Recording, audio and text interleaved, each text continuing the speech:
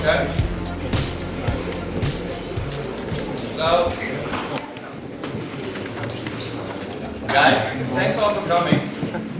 I'm Daniel, or Don. My nickname is Jacob, so you can all call me Jacob if you want. Again, thanks for coming, because we were really with this rain expecting like 5 people to show up. So Dave has like a super interesting story. I didn't see it myself. We met very briefly at CeBIT in Hanover, which is a bit like the European CES. That was like 2 months ago? March, yeah. Yeah. And somebody from Stanford came, it was not you, but somebody came up running up to us. And we had a big black booth there and 24 VR startups. And they were like, we need an Oculus, we need an Oculus. Yeah, like we were the only one in range with a lot of Oculuses. Because your Oculus broke down. You guys bailed us out. Well, it didn't exactly break down. We actually crimped one of the cords in our luggage. Exactly. So I'm forever indebted to Bill. Yeah. That's also because the nice thing about the story is, at the end of CeBIT, we put our gear back and we were like counting all the Oculuses, and we're missing one. And we're like, what? I have to be counting again. Missing one again. And then we were like, oh yeah, beginning of the event, like Stanford has one, so where is it? So we run to their booth, and we think that it's their booth, and there's a whole different brand there, people stuff. And we're like, huh? And then we go to like a different booth and another booth, and then we asked those guys like, is this the booth for Stanford? And they were like, yeah, they left it like yesterday, 2 days ago, we took their space, and then they went back to Stanford with our Oculus. I'm pretty sure we mailed it back to And then you mailed it back. You mailed it back. Yeah, so that was the start of our relationship. I'm really happy that you're here actually to tell us about this subject, which is, I think, a very cool application for VR. And you're all more than welcome to learn more about what we're doing here at VRbase. It's like, as you can see, a physical hub for virtual and augmented reality. We'll lose the VR eventually, we call it the base. We're opening up in Berlin next week, 1st of July. Big party there. So we're taking everybody who's at Unite Amsterdam, Unity's big event. It's going to be next week. And we're taking all the in-crowd in cars and planes to Berlin. End of August, we're opening up in Paris. And I just had a very, very good conversation with Nelly Cruz. I don't know if you guys know her. She was just here. And we're also setting up a venture capital fund, and she's actually coming on board as an advisor. So that's also like, yes, perfect. So that actually might work. You know, it was a long shot to set up your own fund, but we might. I mean, fingers crossed. It would be great to be able to facilitate not only this way by exchanging knowledge, but also providing capital in a really structured venture capital way. If you want to know more about that, like, hit me up later. Also, for the people who are in the medical sector, I'm also co-founder of the VR Days Europe. This year will be the 3rd event, end of October. It's huge. It's like, well, we went from a 4-day event to a 3-day event, but one of the tracks is medical. So, you know, we're going to have a lot of stuff about the use of the practice of VR and AR in medicine and keynote speakers and stuff like that. So if you're from this background, also make sure to check out the Days event, vrdays.co. So that's all I have to say. Thanks again for coming. And thank you all again for coming. And let's listen to your incredible story. And then after I have some beers, then I get to know each other. Thanks, guys. Well, thank you very much. Thanks, and thanks to everybody for coming, especially out in the rain. I'm sure you all biked here. This is my first time in Amsterdam. I love your city. I'm really proud to be able to I'm going to treat this as I'm going to sit there with this bag of chips and here. Just don't throw anything. Please ask questions as I go through. As you know, VRbase, they really did bail us out in Berlin because I've never sweat so hard. Traveled 4,000 miles or 5,000 miles and then thought we were kind of toasted. But so thank you again for that. Thanks for the invite. It's really great to be here. So I'm going to talk about the Stanford Virtual Heart, which is a program that I co-developed with my partner with a company called Lighthouse. I'm a pediatric cardiologist at Stanford, so I focus on pediatric patients that have critical heart disease. So I'm in the intensive care unit where I'm basically taking care of kids, mostly after surgery, but also if they have heart failure and are in the intensive care unit. And we're going to share, or I'm going to share a little bit just kind of what we've developed. I'll show you some of the live VR demo, and then we have some afterwards, hopefully, that if you're interested, you can try it out as well. I should tell you, so I work with Lighthouse. I'm an equity shareholder just as a conflict of interest, and then I'm a clinical assistant professor at Stanford as well. So bear with me for a little bit while I share with you guys. I don't know, you can't see that well, but I went yesterday to the Rijksmuseum, which is unbelievable. It's just mind-blowing. I'm sure that many of you from Amsterdam have never been, because that's what happens when you live in a town. You never go. But I saw this piece and thought that it was just like one of the coolest things I've seen in a museum in a long time. And it relates a little bit to kind of what we're trying to do, I think what you guys are trying to do at VRbase and what VR in medicine is, which is really, I think, the combination of art and science. And so this is called an orrery, or a topo planetarium, from the 1800s that basically, did I say that okay? That basically charts the Earth and the Sun and all of the days of the year, all of the seasons. And so this really is like an amazing combination of this beautiful woodwork of art with some pretty heavy-duty science to actually get this right. And so, while I'm not saying that our VR work should be in the Rijks, that's kind of what we're shooting for, is that really amazing meld of art and science. I'm going to walk you through a little bit kind of how we got started. So anybody who's, say, over the age of maybe 35 or 40, I don't know if you remember this. Anybody remember that? Of course. Yeah, right. I mean, this changed your life, didn't it? Yeah. So this is the Atari in like '78. I remember countless hours, doing this. This is a game that was Superman. I'm going to show you. This is the game. So this was huge. Here's Superman. He goes into the phone. This is a phone booth. So he goes in here. He's going to come out, changes into Superman, and flies away. So that was a huge deal, right? And so a lot of what we're going to see kind of in medicine, in VR, actually comes out of the gaming industry, and that's why I kind of started with this. This is 2015. It's a little bit dark, but so this is Batman: The Dark Knight. This game, is interactive, and there's probably, if you compare the two here, there's probably as much data like in the little tip of this Batman wing as there is in this whole program, right? So that's where we've come, and then that's kind of what started out kind of really the technology. We were just talking to someone earlier about Jurassic Park has already been 20 years ago. So how come the movie industry and the gaming industry has all this amazing technology?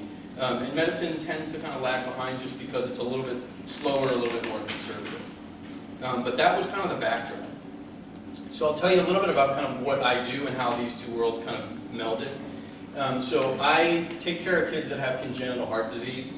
And what that is really an abnormal formation of the heart in utero. So when a baby's heart is forming within the first few weeks of embryonic life, it does this almost magical formation that's really like origami, where the heart kind of twists and turns into tubes. And when you really think about it, it's actually quite amazing that pretty much everybody has similar setup of their heart. When you see how it actually has to fold and get developed, it's amazing that any two hearts are near alike. But there's countless variations of problems that can happen along the way. And the reason is that at any one of those steps, any valve, any vessel, any chamber, any muscle, any part of the heart can have an abnormality and then not form right. And so there's somewhere between 6 to 10 out of 6 to 12 probably out of 1,000 babies have some form of congenital heart disease. And about 3 to 4 out of 1,000 are serious enough that they need major complex congenital heart surgery. And so, I'm fortunate I get to work at Stanford with a really amazing team, and we're a real specialty center for the most complex congenital heart cases. So that's kind of the backdrop of where I work. Because it's so varied and so complex for how the heart forms, it's really, really difficult to understand that in your head and to visualize it. And so I'll show you some pictures that we do. We have this two-dimensional drawings. And we ask a lot of people to try and take those two-dimensional drawings and create this 3D picture in their head, and it's really very challenging. So that kind of leads us a little bit down the road. By the way, please stop me if you have questions or comments. If you know someone who has congenital heart disease, or that's always kind of interesting to hear. But the more people that you talk to, it's actually pretty common. It's the most common birth defect in humans. But do they die from it immediately, or if you don't treat them, is it for you can live with an abnormal formation of your heart? It really depends on what the heart abnormality is. So there are many of them that are uniformly fatal within the first few weeks of life, and even up into the late 1980s and through the mid 1990s, we didn't have any surgery to offer these babies, and so they were born and unfortunately just taken home and died. Now the surgery and the technology of the surgery, and actually in the 80s there was this revolution in miniaturizing of the surgical tools. As you can imagine, trying to cut or do little retraction or move things around with adult tools on a baby whose heart is literally as big as a grape or a walnut, that's a real challenge. And so as those tools got better, as the technology got better, there's no congenital heart defect that at least can't be approached with a surgical plan. I'll show you in the next few slides one of the most complex that we work on at Stanford. The kind of holy grail now is going to probably be more in prevention and fetal treatment rather than advancing new surgical techniques, because those have all essentially been developed. But there are many congenital heart defects, like simple holes in the heart, simple valvular abnormalities, that people walk around with every day. So this is kind of how it started. So in about 2013, the company I work with called Lighthouse approached Stanford and said, we'd like to collaborate on building a really high-fidelity, informational, educational kind of web platform for people to understand this incredibly complex surgery that is really kind of specific to Stanford. So we have this program where we do these very complex reconstructions of the blood vessels that go out to the lungs called the pulmonary arteries. We get patients from literally all over the world. We've had many from Poland. We've had them from all over Asia, all over North America as well, and they come to us. And this is a representation of what they have. And so if you're like anyone else who doesn't know what this is already, this doesn't mean that much to you. And so, this was basically the original kind of depiction by our chief surgeon that kind of got us rolling. And so he's about to go into the operating room to do a 15-hour surgery on a 3-month-old baby. And he sits down with my colleague and he draws this and says, this is what we're going to do. And then he goes in and for 15 hours, that's what he does. And so, right? And so, I mean, you can kind of see, like, maybe there's a blood vessel here. These are some blood vessels, I'll tell you that. This is a blood vessel that's blocked. That's what that big dot means, like, okay? But if you go to a family and you show them this, or if you go to a trainee that's trying to learn this heart defect, that's not going to get you much at all, right? So what we did is we started off and we, took this to our artists, and we kind of drew, all right, well, now this starts to actually look like something. So this is the aorta, which is a major blood vessel that comes out of the body. I mean, you remember this from, your university biology or what we call high school, or when you learn about the heart. This is the big blood vessel, the aorta. These are actually abnormal blood vessels, that this is one of the most complex heart defects. And you can see we're starting to think about, can we represent like what our surgeon is actually going to do? It starts to get even better when you put it in color. Okay, now this starts to look like something recognizable. So the heart's kind of in the back here, but here's the aorta, the red one. The blue one is the pulmonary arteries, which are the blood vessels that go out to the lungs, right? And these suture marks show what our surgeon does. So he picks up these tiny blood vessels, and he creates these pulmonary arteries out of them. They're essentially like artists. It's amazing to watch them work. I like the detail that reminds me of the Sierra game, Atari time. Oh yeah. So it's like an adventure game. Yeah, no, it's exactly right. Similarity, Yeah. Cool. And so we put that together and created this iPad app. And so I'll let this kind of play through a little bit. But this was kind of the initial collaboration between Stanford and Lighthouse to kind of make this happen. And this shows that surgery relatively well. So that blood vessel comes off here, it goes here. You can see these little representation, these suture lines go in. And so this iPad application was kind of put online to share with the world. And I was in the intensive care unit every day taking care of these kids that come from, like I said, Poland and Texas and all over. And they would come in and they say, hey, we used this iPad app, and it was really, really helpful, and now I understand what's going on. We've had trainees that come from all over the world as well that say, like, I just can't get a hold of what's going on in the operating room. It's really hard to see these 2D renderings. But now that I've seen this, I can get a little bit of a better sense. We had one family say, we've had this heart disease in our family now for 10 years, and only now do I finally understand what my kid has. And so that was like kind of an amazing revelation. But we also kind of thought, it's still relatively flat. We think that there's more that you can do with it. As you go through different heart defects, you actually need more of a three-dimensional representation. And so that's kind of why we moved on to the next step. So I'm going to change over here for a second, if you bear with me. See if I can get this thing to show you what we built next. Come up there. All right, so this is the Stanford Virtual Heart. I'm going to demo it here for you. Let's see if I can get these going. Okay, so can you guys see what I'm seeing? Yeah. Okay, great. So we started off, you're in this kind of like really cool virtual room here. So, we built this and we put in a couple neat little features. So can you see over here? So this is kind of can you just tell me if you can't see, because I obviously can't see what you're seeing. But this is kind of the old way we used to learn. So this is Gray's Anatomy, which is like the classic medical text. It's like, absolutely beautiful renderings of the heart.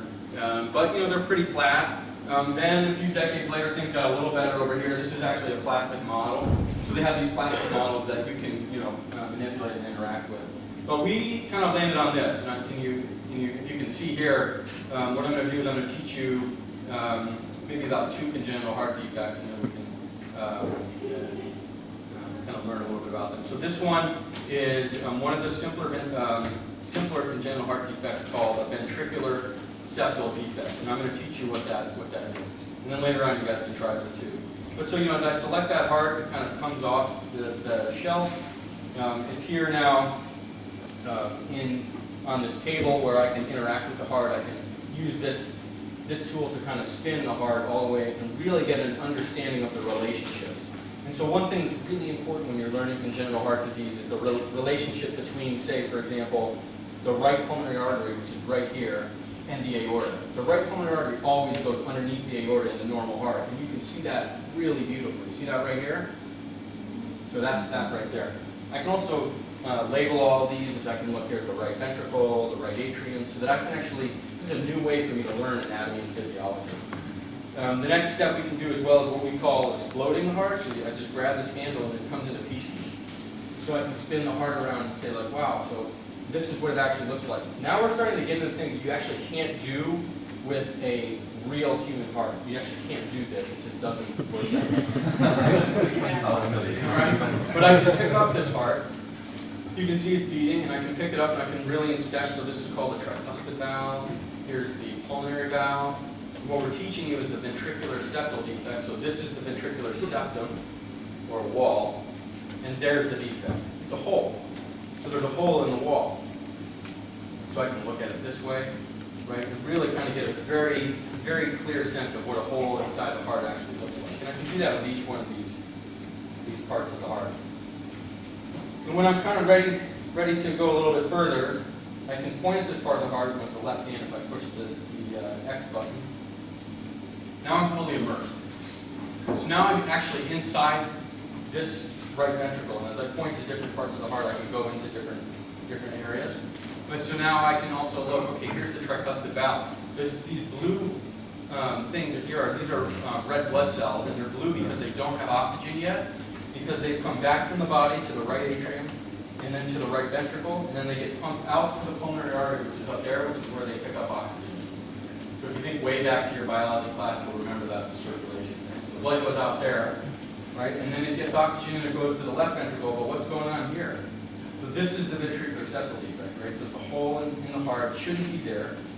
And so what you can see is there's red blood cells that are actually coming through this hole, and they're mixing with the blue red blood cells. So those are the oxygenated ones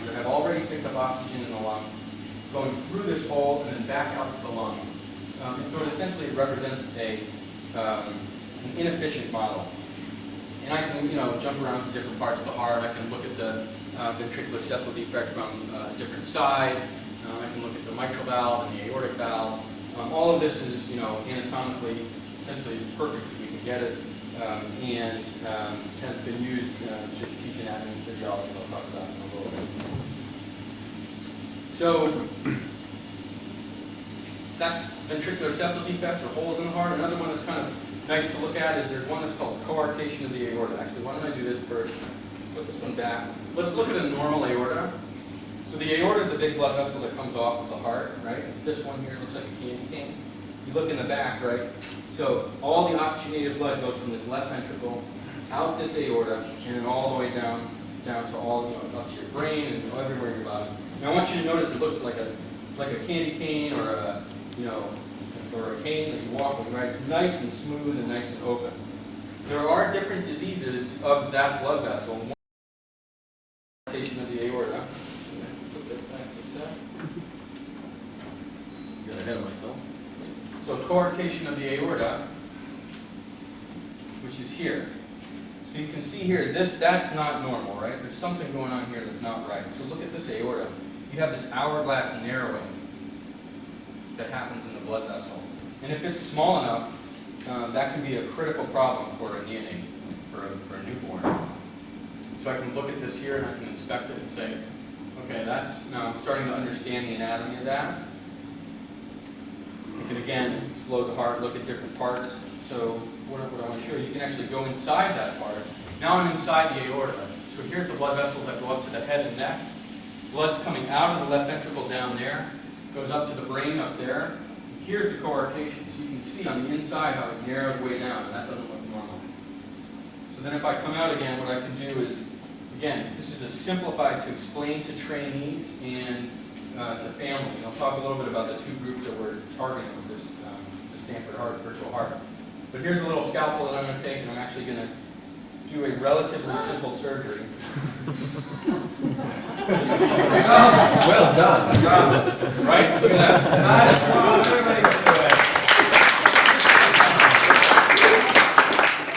So again, that's intended as an educational tool, not to train our surgeons on how to do this. Once you get to the level of a pediatric heart surgeon, they pretty much kind of know how to do it.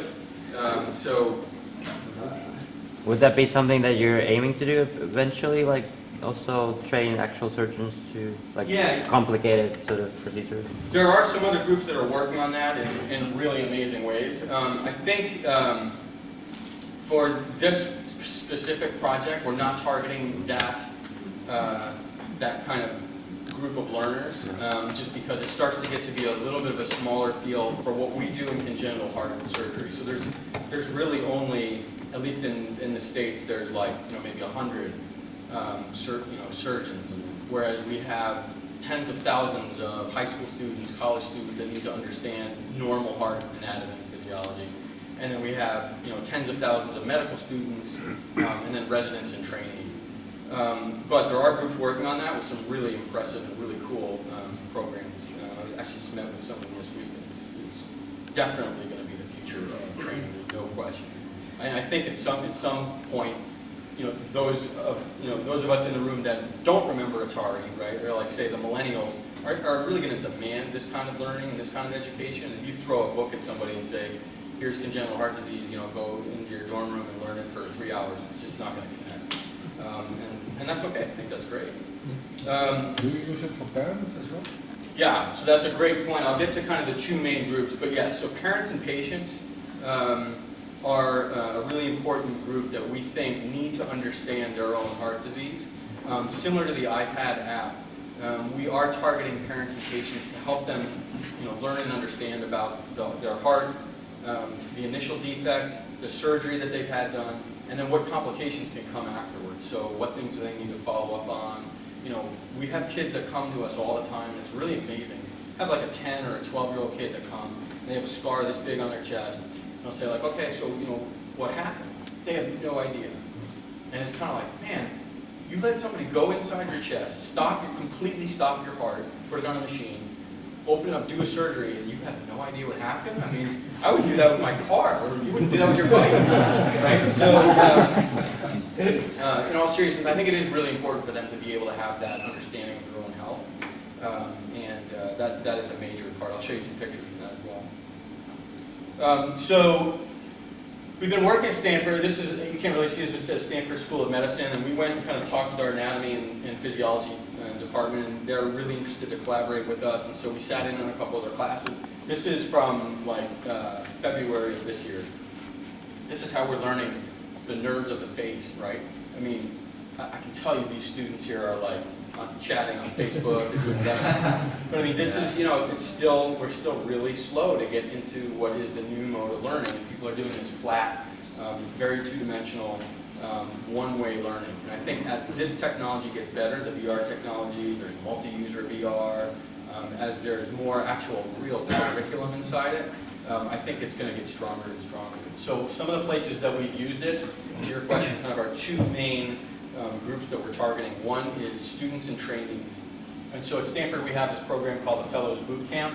So pediatric residents, so these are physicians that have done college or university, and they've gone to medical school, and then they've trained in pediatrics. And now they're doing an additional training or a fellowship to become pediatric cardiologists. And before they start that, we offer this 3-day program where they come to Stanford and we put them through this like monsters boot camp. They do animal heart dissections. So I have this farm up in Northern California that I work with, and they send me these boxes of animal hearts. They arrive on my doorstep, and it's like really creepy. but you know, it's actually great to learn that. And then we integrated that into the VR into this program this year. It was really amazing to see the response of these trainees who came to us, and we're really able to actually learn a lot of the anatomy and physiology. In many cases, actually preferred it to the stiff and still hearts, even though there are some things actually that it's complementary to. There's some things that to actually have the heart there to feel what a valve feels like, at least right now, you can't do that in VR.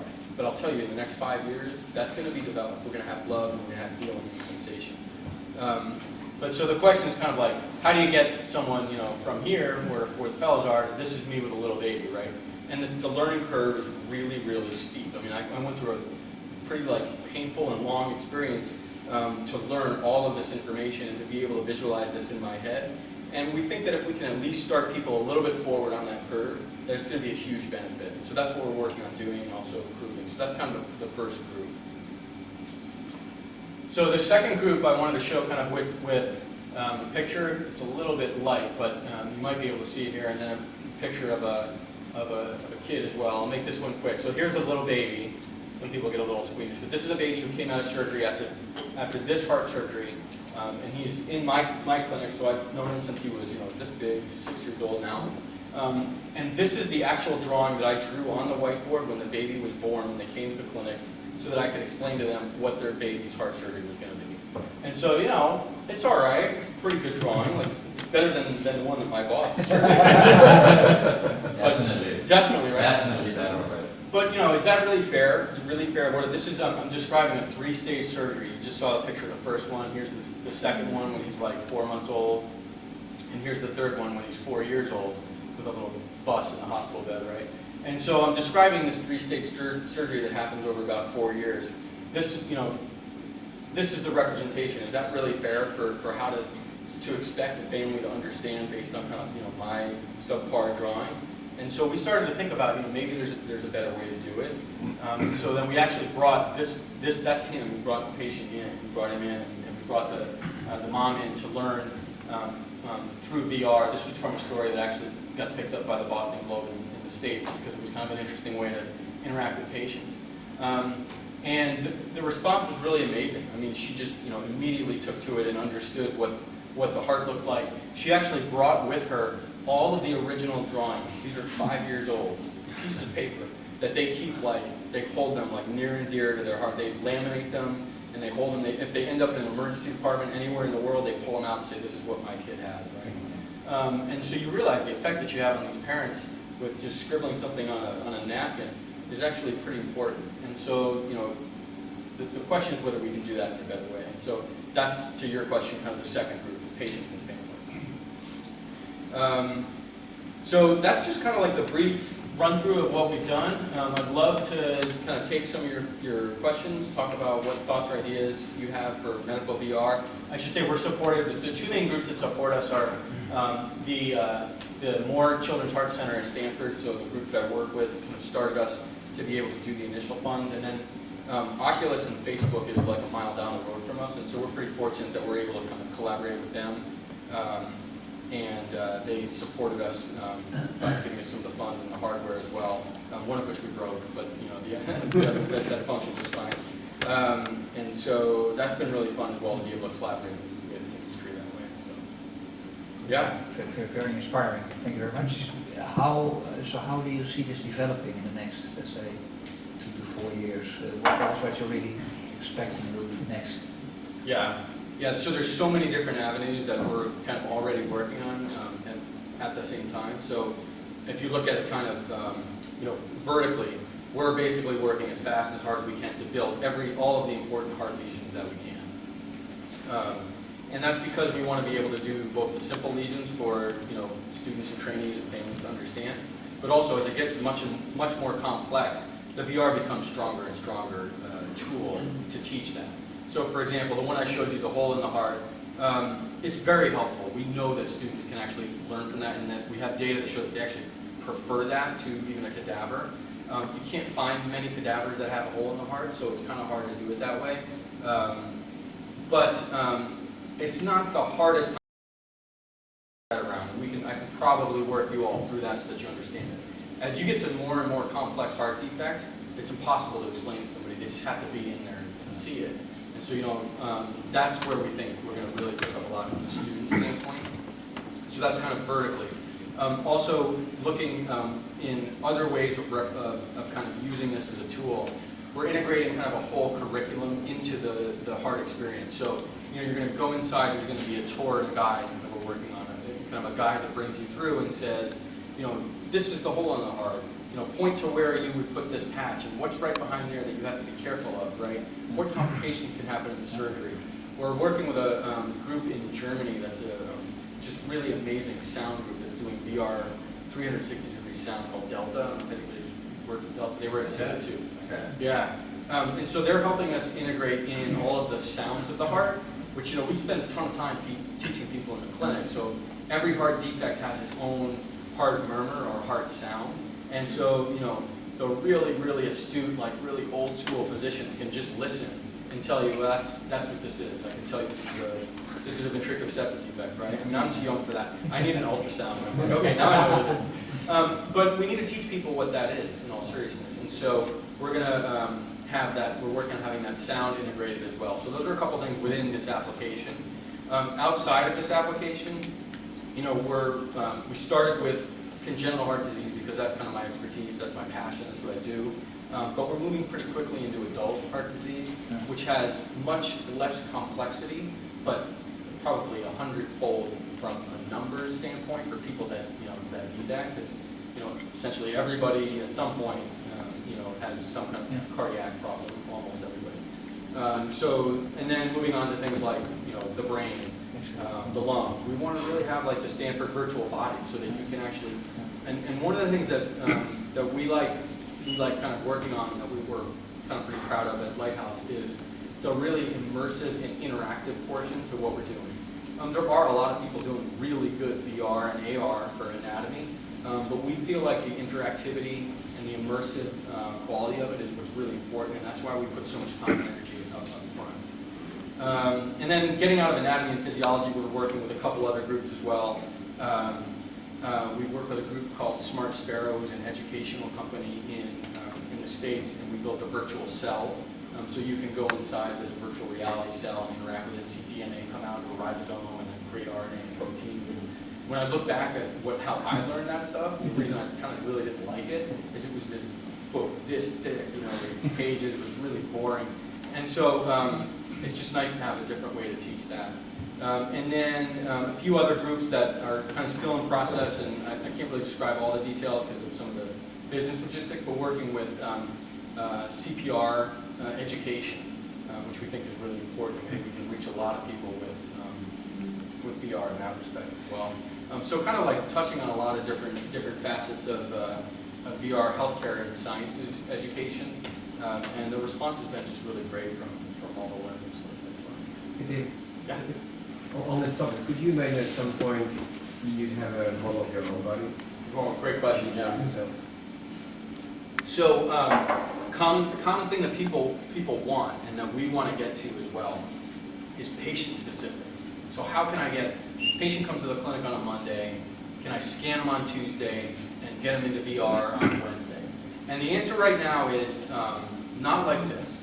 So you can kind of do some tricks that are that people are calling VR, but that aren't quite immersive and interactive of what like I just showed you. The reason is because the resolution of those scans, the medical scans that we have right now, don't allow you to have that kind of experience.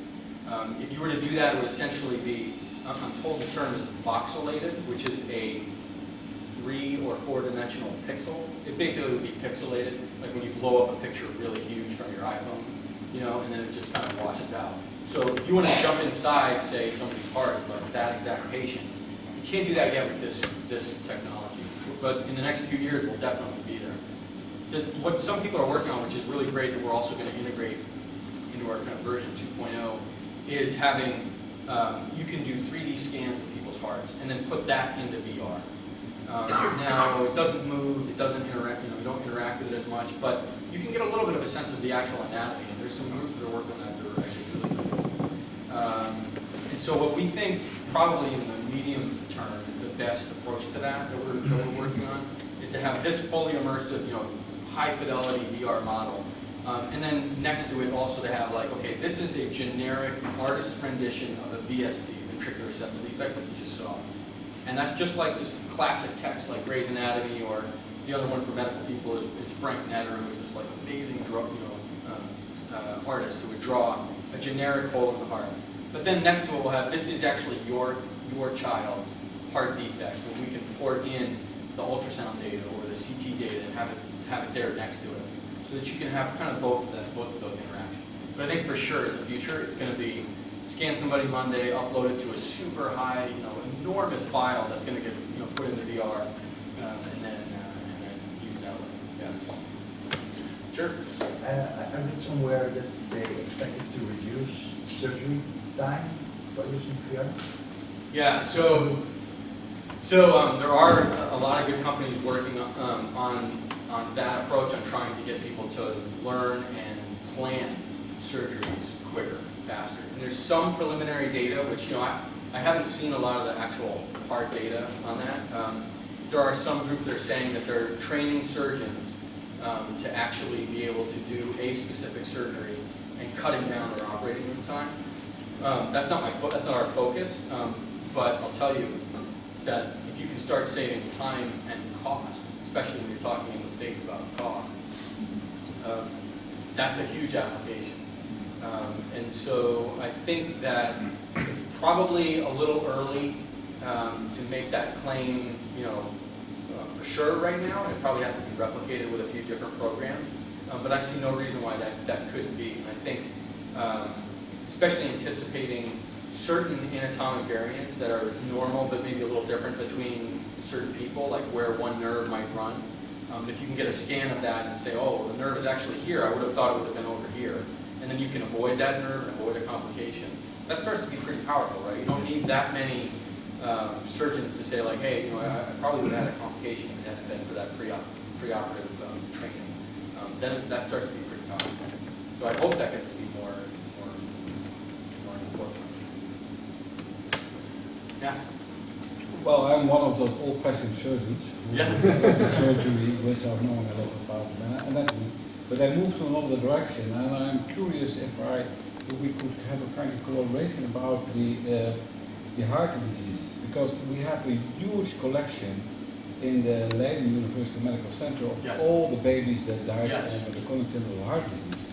And I started once a project with them to make 3D movies of a rotating heart, but in the end, we could not have the right projections. But we could have the real stuff in the VR, Absolutely. there are hundreds of congenital hearts Yeah. over there. It's an amazing collection. And Yeah. the problem is that nobody knows how this treasury should be explored, because otherwise it will be gone by a couple of years. And Right. so I worked for that for half a year, and then it stopped.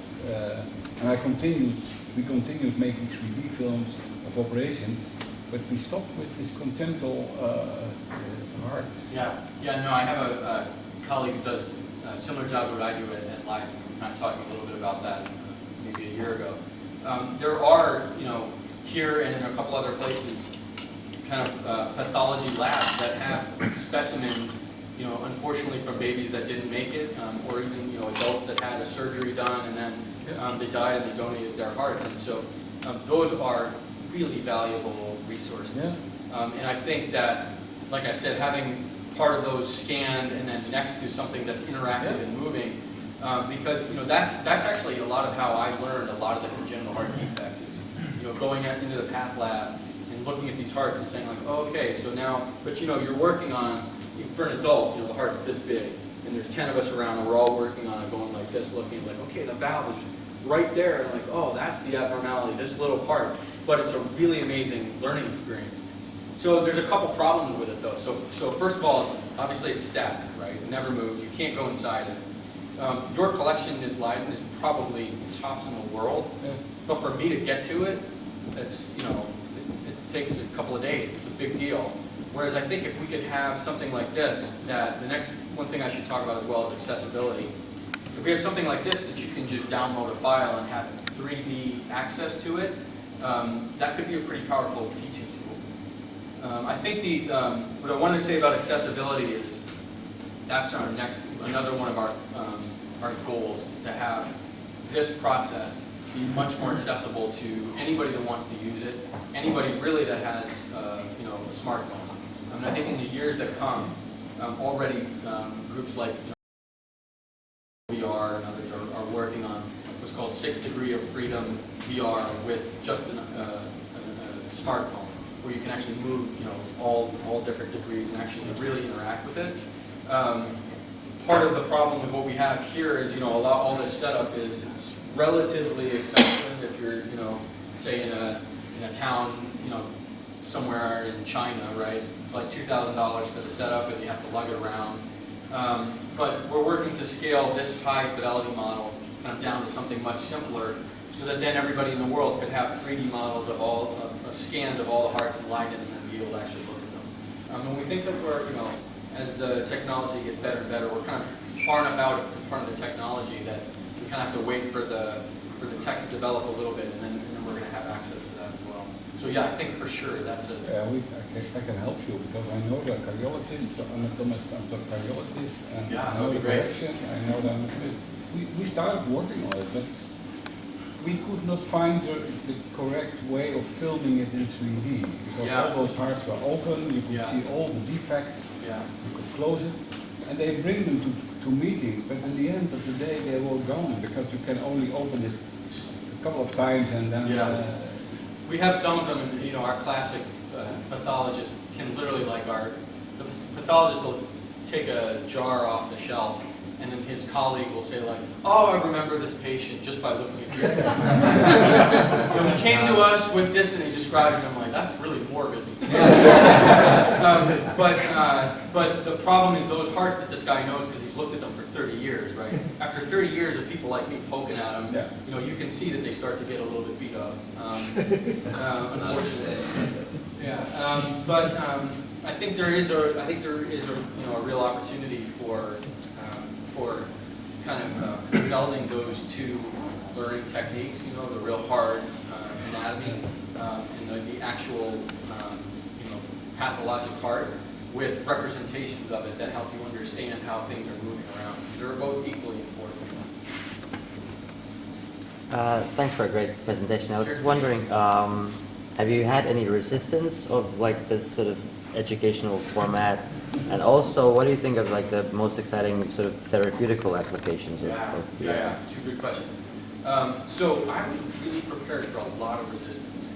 I thought that people kind of like my generation and a couple generations before would say like, you know, we don't want it. I was getting ready for people to say, you know, don't replace we do cadaver dissection. You do that here, cadaver dissection, which is extremely expensive and a lot of resources, at least for us. But you know, it's also a transformative experience for medical students, right? So when you start out as an undergraduate, just having finished university, you're a very different person than when you go through that cadaver dissection. It really changes you a lot. You start like walking around and looking at people's jugular veins and everything. Don't you, right? Isn't that right? But it's a transformative experience, so we're not trying to replace that, right? But there's so much more that you need to be able to do in addition to that. And I think that once we've had a lot of the kind of more traditional physicians initially say like, well, I'm not really sure, why do I need that? And we've said, well, can you just try it? And it's great to see these like, you know, even some like, you know, 80-year-old, you know, physicians, and they put the thing on and they go, whoa, like this, okay, now I really understand what it is that, what the power of this is. So we actually, like our senior pediatric cardiologist tried it and then actually asked us to teach the medical students at Stanford in the congenital heart unit. So it's been more the opposite. It's been more excitement than it has resistance.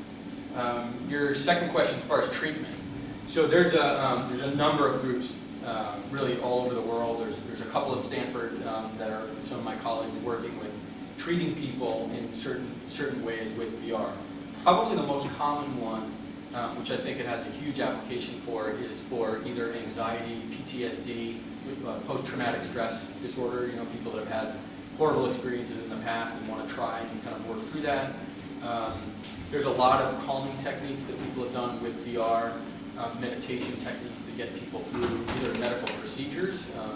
There was a physician in Michigan, which is in the States, who had a woman come in labor. She was delivering a baby and in a lot of discomfort. And you know, we tend to probably give way more medications than they do here for regular childbirth. That's a different topic. But he basically just said, like, why don't we just try this? And we put her in VR on a beach, just kind of like said, just breathe, you know, and relax. And she went through the whole process. And then he said, okay, stop, your baby's coming out, you know, so that she could see the baby. But, you know, there are a lot of applications, distraction and pain techniques. One of our group at Stanford is doing a project called Project Braveheart, which is where we have kids that come in for pretty serious procedures in the catheterization lab. So where they have to be in, like, essentially in an operating room. Sometimes they have to be awake, where they have catheters put in the blood vessels in their groin or in their neck. And it's like really disorienting for these, you know, 10 or 12-year-old kids. And they're scared, and if they get scared, their heart goes faster, and it makes the procedure harder, and it takes longer. And so what this group's working on is they've basically done 360 video of the whole process.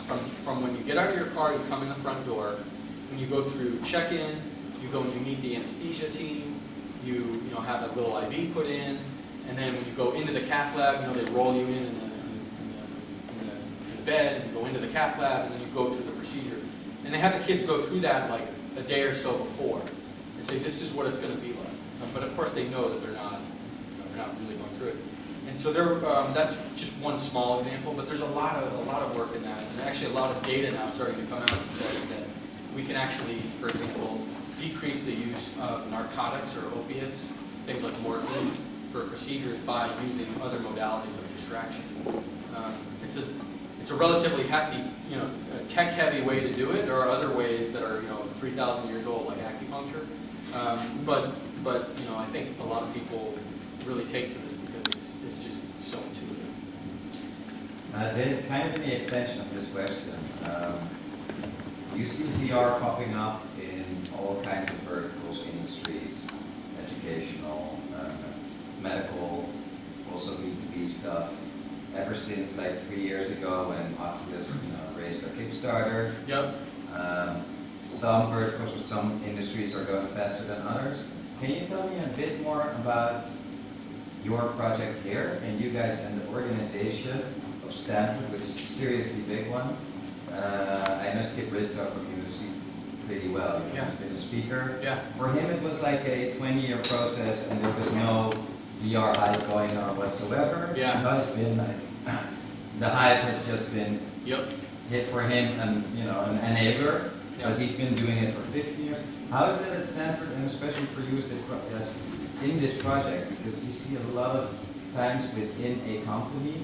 Right now we're talking to McKinsey, just one guy with a passion for VR, Yeah. starting to raise his hand and then getting some budget and then go from there. Yeah. How was it for you guys at Stanford Yeah. with this project? I think honestly it was, I mean, we were talking earlier about luck, and I think it's been a really fortunate time in that like we kind of hit this at the time when VR, like I think 2016, VR really hit the stage and was getting a lot of press. Yeah. A lot of that is kind of a bubble or enthusiasm, but that's okay. We'll use that enthusiasm in order to be able to kind of advance the field. For me, I had a different experience than a colleague at in Los Angeles. Yeah. So 18 months ago, this was not it didn't exist. Nice. None of it. Just So in April, I remember it was tax day in the States, so April 15th of 2016 is when I sent the first email to my partner now, David, and said like, hey, we're using this app, would you ever want to do it in VR? And then we met like 2 weeks later, and within 4 to 6 months we had an initial demo, and then less than a year in March we were presenting it at CBIT with Oculus. Okay. So it's been really fast. When you come from the medical world, Yeah. a year in the medical world is like, that's super fast. I know for the tech people, that's like an eternity. I think it's been really fast. Stanford has the culture of, that interaction with technology and with industry that kind of fosters that. David Sarno and Lighthouse already had a relationship with Stanford, so that was kind of like already worked out, how the relationship was going to be, and then I kind of like was able to join in as kind of part of both. Yeah. Cool. I think one of the things we are cognizant of and a little bit careful with is that because it's so new, there's a lot of people that have never done anything VR, right?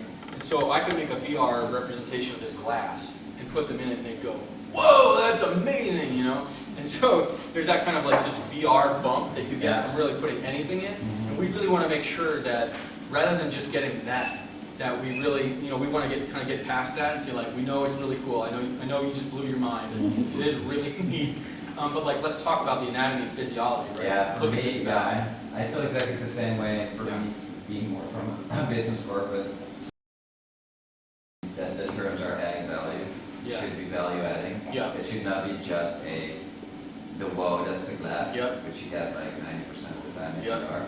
But at the moment there's something more where it's actually very value adding. Yeah. And I think this is a great example of that really great example. Are there any more questions, guys? Yes. Two even. Let's go. This is maybe a bit science fiction-y, but do you see VR having a role in performing the actual surgery?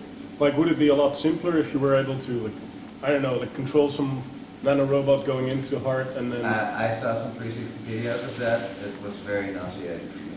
I would never look at that. Well, you just told her that was really, you can look at people, but for me that's a personal no-go. an open heart surgery No, I would be think nauseating. I think it's semi-science fiction now. There are already some groups, like I met with the group yesterday, Decision, who's doing that, who's actually using three-dimensional representations of a real surgery to teach and train people how to do that surgery. There's another, so that's coming for sure. There's another group called Surgical Theater. And so what they do is they project these AR representations of a really, usually it's neurosurgery, so of the brain, on the actual patient in the operating room and have the surgeon work, as they're going through that. It's not quite as developed in congenital heart surgeries, and I think that probably will come later. There are some kinks to be worked out, but I think the exciting part about this and what I really like working on with it is that what's science fiction today, honestly, like in 1 year or 3 years or 5 years, is going to be old news. And that's been the same on completely outside the tech part, on just the pediatric cardiac surgical world. You know, I'm telling patients now things that 5 years ago we didn't know how to do, and I get to tell them, look, I have no idea what we're going to be able to offer your kid in 5 years because we're still developing it. So I'm optimistic. I don't think it's science fiction. I think that's going to be real. I think for sure. It will be real. It is already in function Yeah. for the orthopedic surgeon because Yep. you need the bones that are more stable. Yep. A beating heart is one of the most Yeah. difficult parts, but if this is been solved to synchronize it, Yeah. then it will all happen. But I know from surgeons who are using ER, not VR, because VR is of course difficult, you don't see the patient, Right. and then you have, well, that's a little bit of a problem. Right. But with ER, you can already do, Right. and with 3D printing Right. For bones. Right. I mean, I saw the representation, you know, yesterday at Incision of the knee, the AR representation. I mean, it's amazing. Like it's so much better than how I learned knee anatomy. Yeah. I mean, I think that does lend itself very well to that kind of thing because it's stable. There are like some interesting. I know we have to probably wrap up soon, but just some interesting tech and kind of sensory issues with it that I had never thought of, but actually we have met with a bunch of people at Oculus. One of the groups is their legal group, and they're very concerned about surgical simulations. And the reason is because there's this phenomenon called, I think it's called VR lag, or some kind of VR difference in the way that you sense things. So if you spend, say, 40 minutes in VR, and you're interacting with things in the virtual world, and then you come out and you do a very delicate surgery, you know, you may be just a little bit off.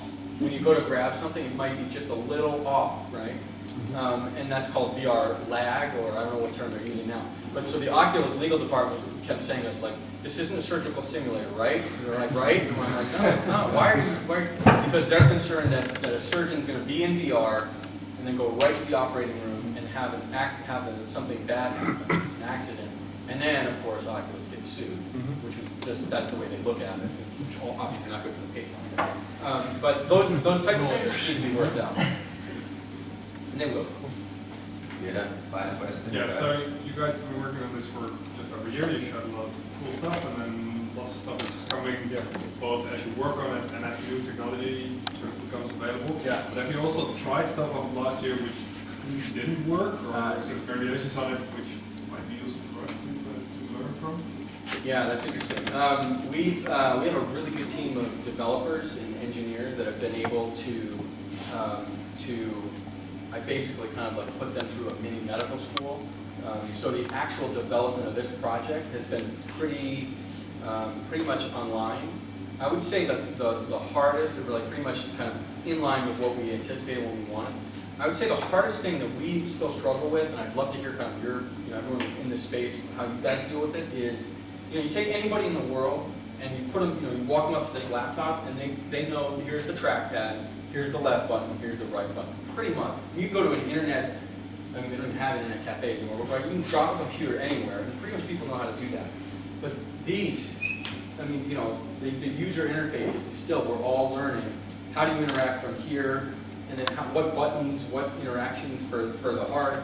You know, some of the user interface issues are things that, you know, and you only learn that when you put 500 people through the demo at CeBIT, you know, in Germany, and you say like, hey, everybody keeps doing the same thing. It's not intuitive, right? So those kinds of little user interface things are issues that I've never dealt with that. I hadn't anticipated that, and so we're working through some of that. Some of it, there's already some technology that you can add onto the Oculus. I'm sure you guys have seen it, where Leap Motion, where you use your hands rather than the actual touch controllers. And so that's maybe one step better, but there's even issues with that, you know, where picking something up is like this and then dropping it is like that. Well, you know, that's kind of intuitive. It's maybe one step better than this, but it's not like it's not as intuitive as a laptop. Yeah. It's funny because it's like that's a really generic challenge which we all have in all our projects, and that's the stuff you really need. Yep. It's much the same. So I mean, it could be anything. It could be the representation of, you know, shooting a zombie, or, you know, throwing a baseball, or, you know, kicking a soccer ball, or moving a heart. You're still interacting with a virtual world, and all of that is kind of what we're all learning. And with those excellent words to wrap up. All right, thank you. Thanks Thanks very a lot much, for everyone, for sharing. coming. Really appreciate it.